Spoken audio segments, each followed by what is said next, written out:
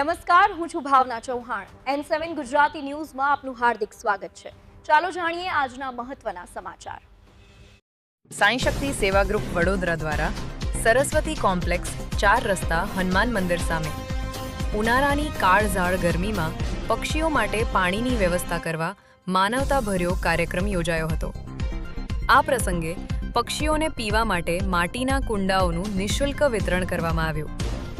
આ પહેલના પરિણામે અનેક પક્ષીઓને તરસ બુઝાવવા પાણી મળશે અને લોકોના આંગણામાં ફરીથી પક્ષીઓનો મધુર કલરવ ગુંજશે છે.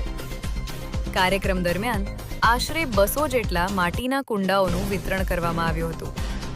આ અવસરે સાઈ શક્તિ સેવા ગ્રુપના તમામ સભ્યો હાજર રહ્યા હતા અને કાર્યક્રમને સફળ બનાવવા બદલ સંચાલક વિકી શ્રીમાળી દ્વારા તમામ દાતાશ્રી અને સભ્યોનો આભાર વ્યક્ત કરવામાં આવ્યો હતો. આજરોજ સાઈ શક્તિ સેવા ગ્રુપ વડોદરા ખાતે અમારા સંગઠન દ્વારા મૂંગા પશુ પક્ષીઓને માટીના કુંડાનું વિતરણ કરવાનો પ્રોગ્રામ રાખેલો હતો. આ આયોજનની અંદર અમારા સંગઠનના તમામ સભ્યો માંજલપુર સ્થિત જે સરસ્વતી કોમ્પ્લેક્સ છે ત્યાં આગળ આ કુંડા વિતરણનો કાર્યક્રમ કરવામાં આવ્યો હતો.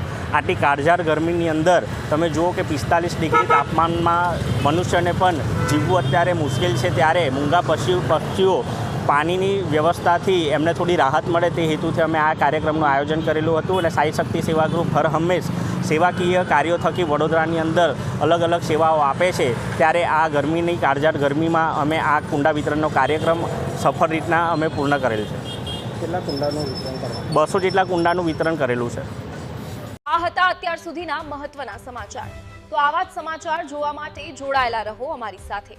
નમસ્કાર.